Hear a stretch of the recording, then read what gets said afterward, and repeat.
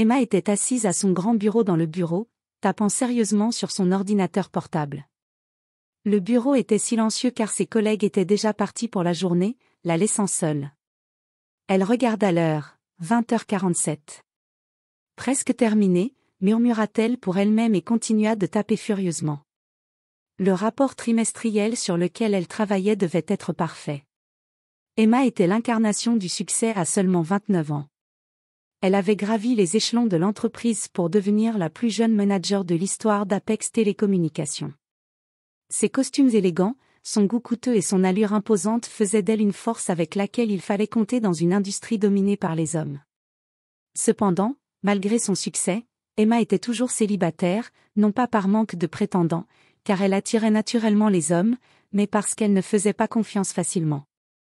Beaucoup des hommes qui la poursuivaient semblaient se soucier davantage de son statut que d'elle en tant que personne. Lorsque le dernier email fut envoyé, Emma exhala profondément et étira ses bras au-dessus de sa tête. Enfin, elle ferma son ordinateur portable, rassembla ses affaires et se dirigea vers le parking souterrain où elle avait garé sa voiture. Mais en approchant, quelque chose attira son attention, un pneu crevé. Bien sûr, ça devait être aujourd'hui, de tous les jours, grogna-t-elle. Elle se pencha pour inspecter le pneu et sa frustration grandit. Elle regarda autour du parking, mais personne n'était en vue. Ses collègues étaient partis depuis des heures et le personnel de sécurité était posté à la porte. Elle envisagea d'appeler l'assistance routière ou de laisser la voiture là et de prendre un taxi, mais avant de pouvoir décider, elle entendit le bruit de pas approchant. Surprise, elle se retourna. Elle vit Ojima, l'un des agents d'entretien de l'entreprise, s'approcher d'elle. Il était toujours en uniforme, une chemise bleue délavée et un pantalon noir. « Bonsoir madame, vous êtes encore ici ?» demanda Emma.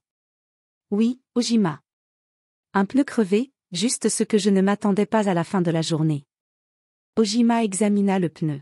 « On dirait que vous avez heurté quelque chose de pointu. Avez-vous une roue de secours ? » « Oui, elle est dans le coffre, mais je ne sais pas comment la changer, » admit Emma. Ojima sourit. « Ce n'est pas un problème, je peux m'en charger. » « Êtes-vous sûr que vous n'avez pas besoin d'aide, madame ? » ?»« Ce n'est pas du tout un problème, s'il vous plaît ouvrez le coffre. » Emma déverrouilla la voiture et Ojima récupéra la roue de secours et les outils. Il travailla rapidement et en 15 minutes, le travail fut fait. Ojima essuya ses mains avec un chiffon et se leva. « Votre voiture est prête à repartir, madame. » Emma poussa un soupir de soulagement. Elle ne s'était pas rendu compte qu'elle retenait son souffle. « Merci beaucoup, Ojima. Je ne sais pas ce que j'aurais fait si vous n'étiez pas venu. »« Ce n'est rien, » répondit-il en se tournant pour partir. « Attendez, » appela Emma.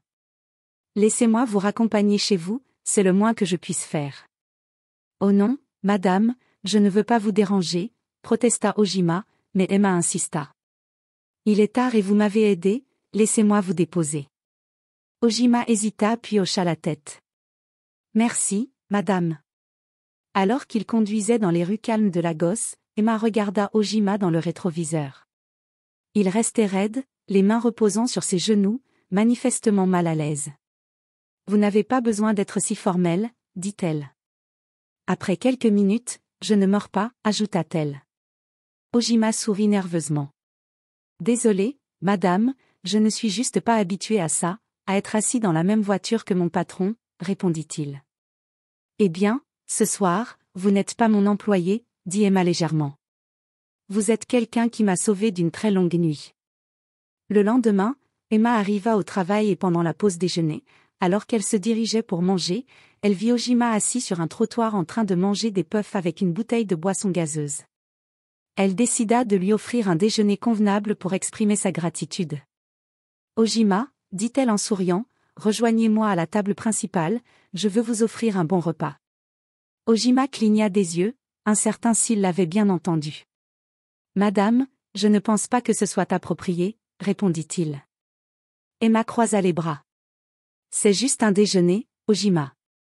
Vous m'avez aidé hier, souvenez-vous, le moins que je puisse faire est de vous offrir un bon repas. » À contre-séhure, Ojima se leva et la suivit pendant qu'il s'asseyait pour manger. Emma leva les yeux et demanda curieusement, « Alors, racontez-moi un peu sur vous, Ojima. Il se mit mal à l'aise sur son siège. Il n'y a pas grand-chose à dire, madame. Alors laissez-moi entendre un peu ce que vous avez, dit Emma avec un sourire. Eh bien, commença Ojima hésitamment, je viens d'un petit village de l'état de Benue. J'ai étudié le travail social à l'université de Johor et j'ai obtenu mon diplôme il y a 3 ans. Les yeux d'Emma s'élargirent. Vous êtes diplômée, oui, madame, dit Ojima. J'avais de grands rêves de marcher dans les ONG, d'aider les communautés, peut-être même de lancer mes propres projets un jour, mais après l'obtention de mon diplôme, trouver un emploi était impossible. Que s'est-il passé ? Demanda Emma, sincèrement préoccupée. J'ai postulé partout, répondit-il, mais la plupart des endroits voulaient soit des années d'expérience, soit des relations que je n'avais pas. Je suis venue à Lagos en pensant que ce serait plus facile ici, mais la ville était plus dure que je ne l'avais imaginé. J'ai pris ce travail d'entretien parce que je devais survivre. Emma resta silencieuse un moment, digérant ses paroles. Elle était choquée qu'une personne aussi éduquée et bien parlée qu'Ojima travaille comme agent d'entretien. Cela semblait injuste et cruel. Je suis tellement désolée, dit-elle doucement. Ça a dû être vraiment dur. Ojima haussa les épaules. C'est ce que c'est, madame. Je suis juste reconnaissant d'avoir un emploi, même si ce n'est pas ce que j'espérais. Merci encore de m'avoir aidé hier, dit-il en souriant. C'était un plaisir, madame. À partir de ce jour, Emma prit soin de vérifier Ojima pendant les pauses déjeuner. Chaque fois qu'elle le voyait manger ses repas frugaux, elle l'invitait à se joindre à elle et lui offrait un repas convenable. Au début, Ojima se sentait mal à l'aise, mais avec le temps, il se sentit plus à l'aise autour d'elle. Ils commencèrent à partager davantage sur leur vie et Emma fut impressionnée par sa gentillesse et le respect qu'il montrait à tous ceux qui l'entouraient. Un soir, Emma était restée tard au travail pour finir un autre rapport, et juste au moment où elle quittait la porte de l'entreprise, elle vit Ojima se promener dans la rue. Elle s'arrêta à côté de lui et lui proposa de le raccompagner chez lui. Le lendemain matin, Emma était dans son bureau en train de traiter des emails lorsqu'elle fut interrompue par un coup à la porte. « Entrez », appela-t-elle. Ojima entra, tenant un petit paquet d'argent enveloppé dans un élastique. « Bonjour, madame. »« Bonjour, Ojima. »« Qu'est-ce que c'est ?» demanda Emma, confuse. Il posa l'argent sur son bureau. « Je suppose que cela est tombé de votre sac la nuit dernière quand vous m'avez raccompagné. J'ai remarqué cela du côté de votre porte alors que vous partiez. » Emma resta figée, stupéfaite. C'était une somme d'argent significative, bien plus que le salaire mensuel d'Ojima, peut-être même l'équivalent de 2 mois. « Vous l'avez ramené ?» demanda-t-elle. « Oui, madame, » dit Ojima. « Ce n'est pas le mien. » La poitrine d'Emma se serra. Elle ne s'était même pas rendue compte que l'argent avait disparu, mais Ojima, qui aurait facilement pu le garder sans que personne ne le sache, avait choisi de le restituer. « Vous n'avez pas pensé à le garder ?» demanda-t-elle de nouveau.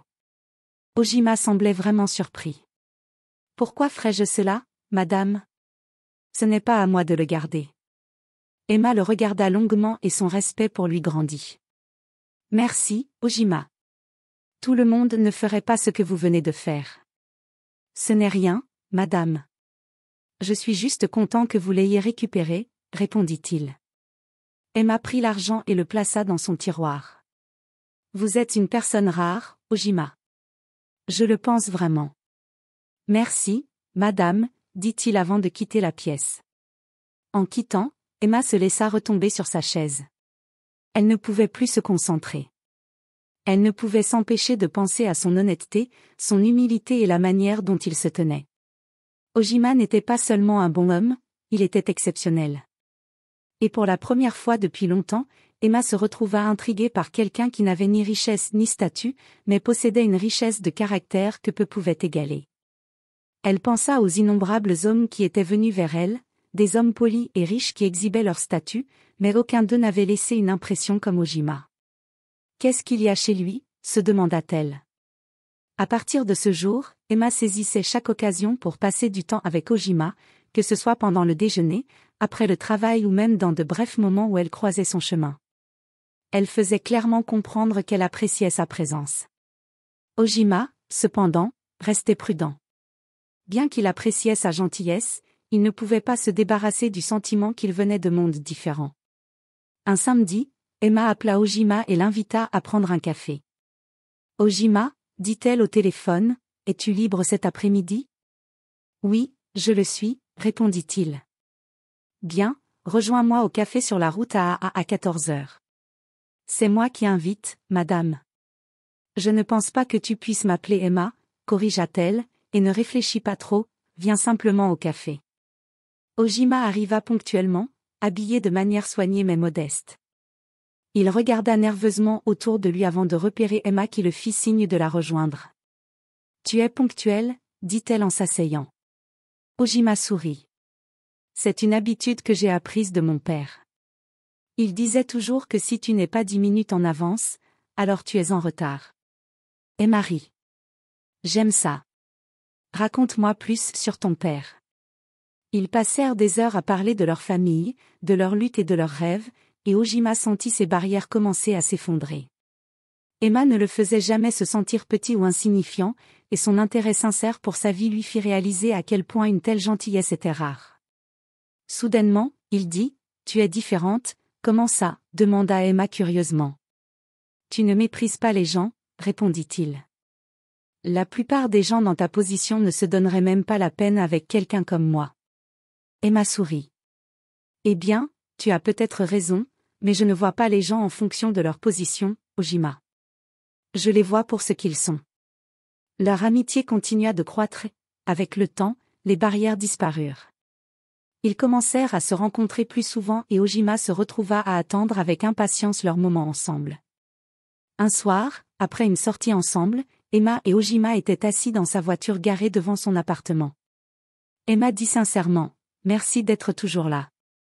Je ne pense pas avoir jamais eu quelqu'un avec qui je pouvais parler ainsi depuis que ma mère est décédée. » Ojima la regarda. « Toi, tu as été là pour moi, Emma. Je ne sais pas comment te remercier. »« Tu n'as pas à le faire, » répondit-elle.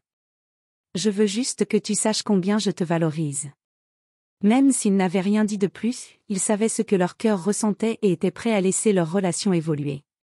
Au fur et à mesure que leur relation avançait, Emma décida qu'il était temps d'aider Ojima à progresser dans sa carrière. Un soir, alors qu'ils étaient assis sur un banc dans le parc, elle aborda le sujet.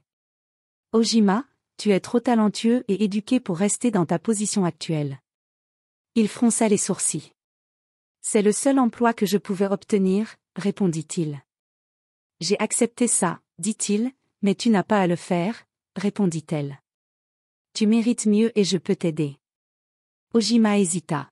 « S'il te plaît, je ne veux pas que les gens pensent que je t'utilise, » dit-il.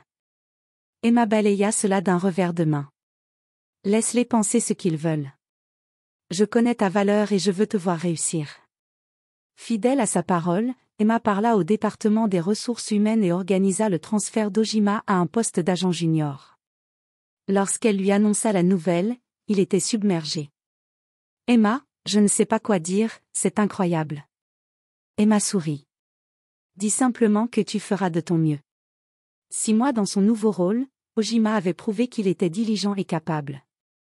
Sa confiance grandit, tant au travail que dans sa relation avec Emma. Un soir, alors qu'il marchait main dans la main dans une rue tranquille, il s'arrêta soudainement. « Emma, je n'aurais jamais pensé trouver quelqu'un comme toi. Tu as changé ma vie de façon que je ne peux même pas décrire.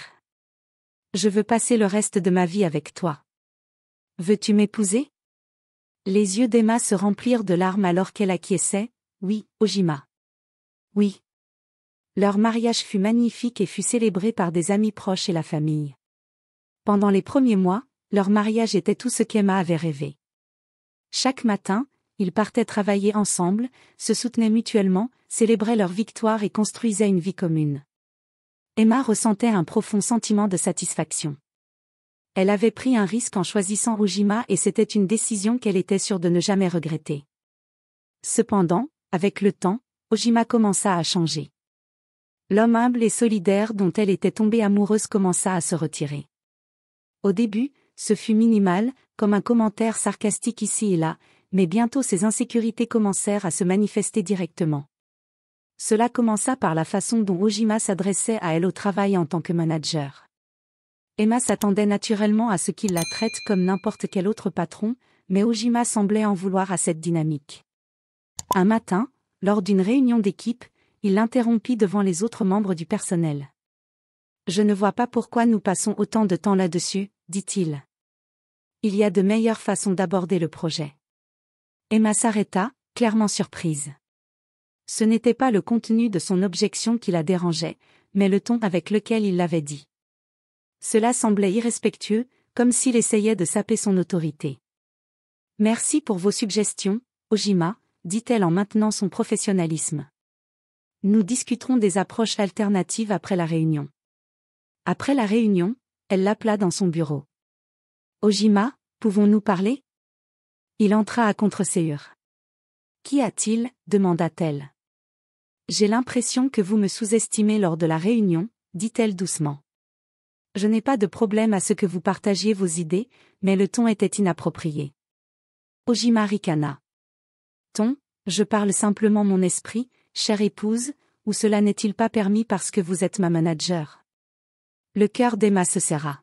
« Ce n'est pas une question d'être ma femme, Ojima. C'est une question de me respecter en tant que votre patron, et c'est le problème, » répondit-il sèchement. « Pourquoi devrais-je vous répondre ici alors que vous êtes ma femme à la maison ? » C'est mal, dit-elle. « Je ne demande pas trop, je demande simplement le même respect que vous donneriez à n'importe quel manager afin que je ne perde pas mon respect devant mes autres collègues, » expliqua-t-elle.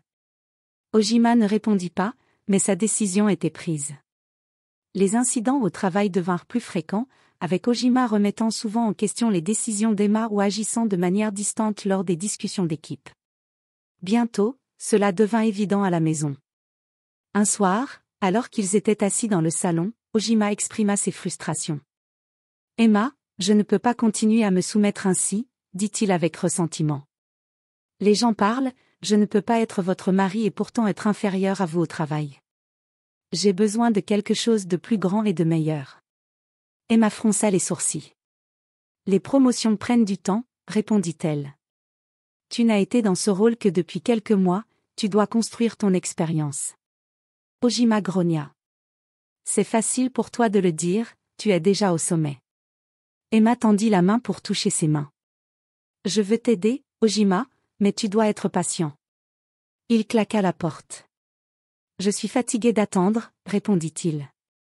Emma réalisa que les insécurités d'Ojima continuaient de se propager dans d'autres aspects de leur vie. Un jour, alors qu'il rentrait du travail, il mentionna de manière désinvolte vouloir une nouvelle voiture. « Ma voiture est bien, mais elle ne semble pas assez imposante. J'ai pensé à acheter un SUV, » dit-il. Emma leva un sourcil. « Un SUV, c'est une grosse dépense, » répliqua-t-elle. « Je sais, » répondit-il, « mais je mérite quelque chose de mieux, tu ne penses pas ?» Emma hésita. Elle avait toujours été prudente avec l'argent, même avec son salaire élevé, mais elle pouvait voir à quel point cela comptait pour lui. « Très bien, nous allons y réfléchir, » dit-elle. Le week-end suivant, ils visitèrent un concessionnaire automobile et Ojima se dirigea avidement vers les SUV les plus chers, en finissant par en choisir un qui était nettement plus grand et plus flashy que sa propre voiture. « Es-tu sûr de celui-ci » demanda Emma prudemment. « C'est un peu extravagant, mais c'est parfait, » insista Ojima. « En plus, tu peux te le permettre. » Emma mordit sa lèvre mais accepta. Elle rédigea le chèque en espérant que ce geste apaiserait les insécurités d'Ojima. Au lieu de cela, cela semblait les alimenter davantage. Malgré le nouveau SUV, l'insatisfaction ne faisait que grandir. Il devenait plus irritable, criant sur Emma pour des sujets triviaux. Une nuit, alors qu'il s'asseyait pour dîner, il exprima sa plus grande demande jusqu'à présent. « J'ai pensé que tu devrais démissionner, » dit-il. Emma s'arrêta, incertaine d'avoir bien entendu. « Excuse-moi, tu m'as entendu, » dit-il. « Je n'aime pas la dynamique que nous avons au travail, cela affecte notre mariage. » « Ce n'est pas pratique, » rétorqua Emma. « Nous avons besoin de mes revenus, ton salaire seul ne suffit pas à couvrir nos dépenses. » Mais Ojima frappa sa main sur la table. « Je peux m'en occuper, je suis l'homme de cette maison, je n'ai pas besoin que tu me fasses de l'ombre, dit-il. Emma le regarda, incrédule. Je ne te fais pas de l'ombre, nous devons considérer notre avenir. Nous ne pouvons construire une vie ensemble que par le travail d'équipe, mais tu ne me laisses pas être l'homme, cria-t-il. Tu ne comprends pas à quel point c'est humiliant de répondre à ma femme chaque jour, tu enlèves ma dignité, ce n'est pas juste, dit-il.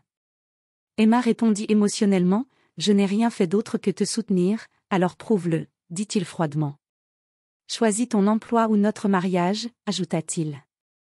Le cœur d'Emma avait l'impression d'être déchiré en deux. Elle aimait Ojima, mais cette demande ressemblait à une trahison. Tu me demandes d'abandonner tout ce pourquoi j'ai travaillé, dit-elle. Je te demande seulement de me respecter, corrigea-t-il. La semaine suivante, Emma remit sa démission et quitta son bureau pour la dernière fois. Elle avait un mauvais pressentiment, mais elle essaya de l'ignorer. Elle avait passé des années à bâtir sa carrière et maintenant tout était perdu, sacrifié pour un homme qui ne pouvait pas voir sa valeur au-delà de ses propres insécurités. Cependant, elle se consola en disant qu'elle ne faisait que sauver son mariage et qu'elle croyait que cela valait la peine de rendre son mari heureux à la maison. Ojima semblait content. Merci, cela améliorera les choses, dit-il, mais ce ne fut pas le cas. La perte de son emploi la laissait sans but et le comportement d'Ojima ne s'améliorait pas. Ses insécurités continuaient de se manifester de différentes manières et leurs disputes devenaient encore plus fréquentes. Emma réalisa que renoncer à sa carrière n'avait pas résolu le problème, cela lui avait seulement fait perdre une partie d'elle-même. C'était pire lorsque le salaire d'Ojima n'était pas suffisant pour couvrir leurs dépenses. Le grand SUV qu'il avait insisté pour acheter prenait une énorme part de son revenu et bientôt, Emma dut commencer à utiliser ses économies pour payer leurs factures. Un soir, Emma assaya Ojima pour parler de leurs finances. Ojima, mes économies sont presque épuisées. J'ai dû les utiliser pour payer le loyer, les courses et autres factures, mais il ne reste plus rien maintenant. Ojima fronça les sourcils. Comment est-ce possible que tout soit parti? Sur quoi as-tu dépensé cet argent? Emma sentit sa poitrine se serrer. Je viens juste de les utiliser, répondit-elle. Même entretenir ton SUV coûte beaucoup. Il ricana. D'accord, donc c'est de ma faute maintenant, je ne te blâme pas, Emma resta ferme. Mais nous devons trouver une solution, ton salaire ne suffit pas pour tout. Ojima devint froid. Peut-être aurais-tu dû mieux gérer ton argent, c'est toi qui as démissionné de ton travail. Emma le regarda avec trahison. Tu m'as dit de démissionner, Ojima, tu as dit que tu pouvais tout gérer et maintenant j'essaie, rétorqua-t-il. Penses-tu que l'argent est facile à gagner? Arrête de me harceler à ce sujet. Emma voulut argumenter, mais elle s'arrêta. Elle était trop fatiguée. Au fil des mois, le comportement d'Ojima empirait de jour en jour. Chaque fois qu'Emma demandait de l'argent, il se plaignait. Tu dépenses toujours sans réfléchir, je ne te blâme pas, dit-il. Quand tout ce que tu fais, c'est rester à la maison à ne rien faire, tu ne connais pas la valeur de l'argent. Emma avait l'impression de marcher sur des œufs autour de lui. Elle devait arrêter de demander de l'argent et utiliser le peu qui lui restait pour leurs besoins de base, mais finalement, son argent s'épuisa complètement. Elle ne pouvait même plus se permettre d'aller au salon et ses cheveux autrefois glamour étaient devenus en désordre et négligés. Elle évitait de sortir car elle avait trop honte de son apparence. Cependant, au milieu de tout cela, Emma essaya de trouver le bonheur en commençant une famille. Elle croyait qu'avoir un enfant pourrait apporter de la joie à leur mariage et combler la distance grandissante entre elle et Ojima. Une nuit, alors qu'ils étaient assis à la table à manger, elle aborda le sujet. Ojima, j'ai pensé que peut-être nous devrions essayer d'avoir un bébé, dit-elle. Ojima leva un sourcil. Un bébé avec quel argent? Emma hésita mais insista. Je pense que cela nous rapprochera et nous donnera quelque chose à attendre avec impatience. Ojima rit amèrement. Tu ne peux même pas prendre soin de toi et tu veux prendre soin d'un bébé? Ces mots blessèrent, mais Emma avala sa douleur et ne dit rien. Elle décida d'essayer quand même, suivant ses cycles et faisant tout ce qu'elle pouvait pour concevoir, mais les mois passèrent sans succès. Lorsqu'elle consulta un médecin, on lui dit que sa santé était bonne, mais qu'elle avait besoin de se reposer. Lorsqu'elle en parla à Ojima, espérant un soutien, il ne fit qu'empirer les choses. Peut-être que les enfants fuient de toi, ils ne veulent pas entrer dans ta vie triste et inutile, répondit-il. Emma se détourna et pleura, se demandant comment l'homme qu'elle aimait était devenu quelqu'un d'aussi cruel. Sa vie devint une routine de tristesse, elle passait ses journées à nettoyer, cuisiner et attendre le retour d'Ojima, qui ne faisait que l'ignorer ou l'insulter. Peu importait combien elle essayait, ce n'était jamais suffisant pour lui. Un matin, alors qu'elle nettoyait et dépoussiérait sa chambre, elle trouva une photographie de sa mère. C'était le jour de sa remise de diplôme universitaire. Sur la photo, Emma était debout, pleine d'espoir et de détermination, tandis que sa mère souriait largement à côté d'elle. Voir la photo fit pleurer Emma. Elle se souvint de tout ce que sa mère avait sacrifié pour l'élever après la mort de son père. Sa mère avait travaillé si dur, occupant plusieurs emplois juste pour s'assurer qu'elle allait à l'école et avait un bon avenir. Emma serra la photo contre sa poitrine et pleura. « Maman, tu m'as tout donné, tu m'as appris à être forte et à ne jamais abandonner.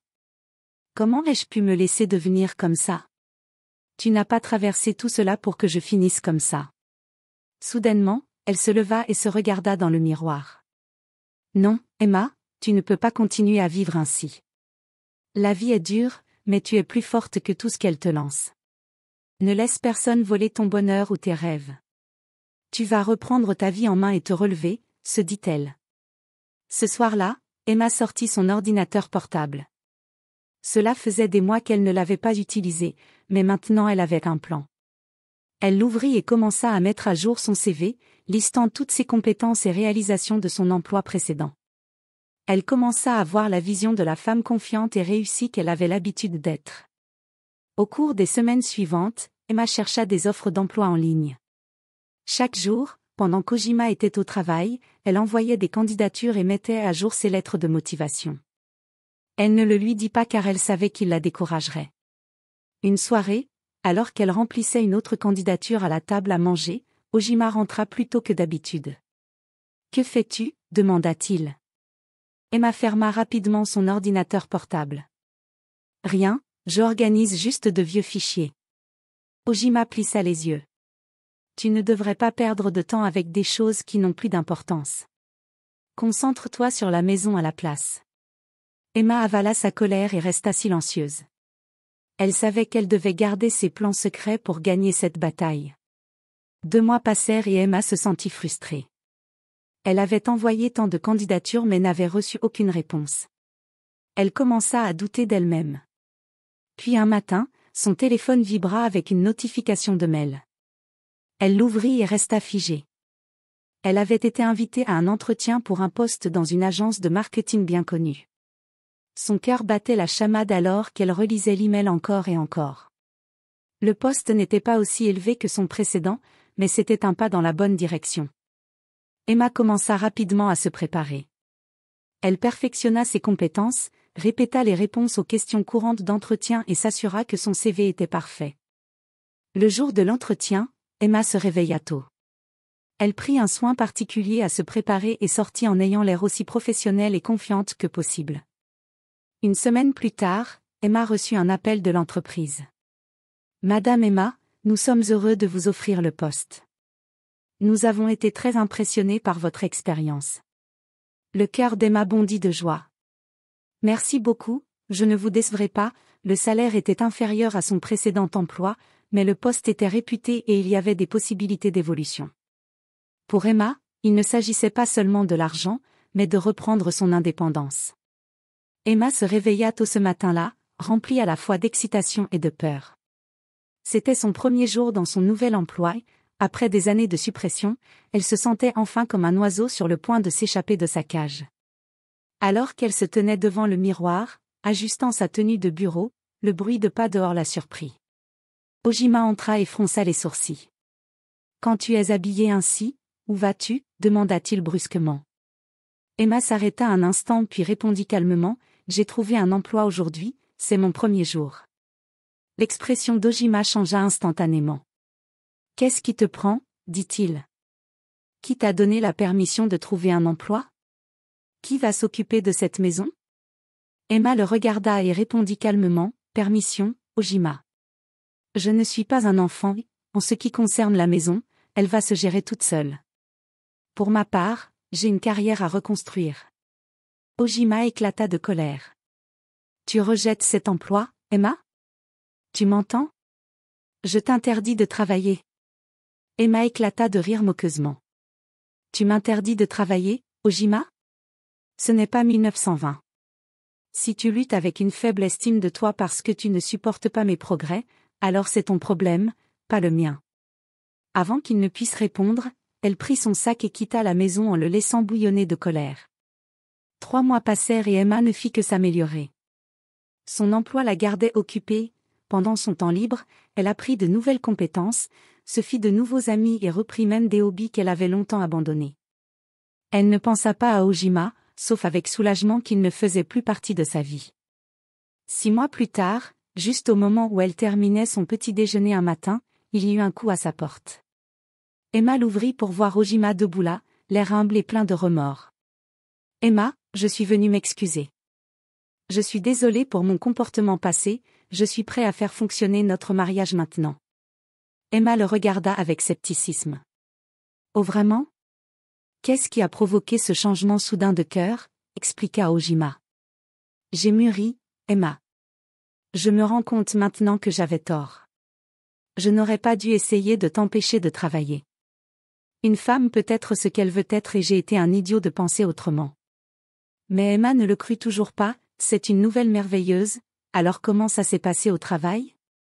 Ojima hésita avant de finalement dire, eh bien, j'ai perdu mon emploi, l'entreprise a subi des réductions et j'étais parmi ceux qui ont été licenciés.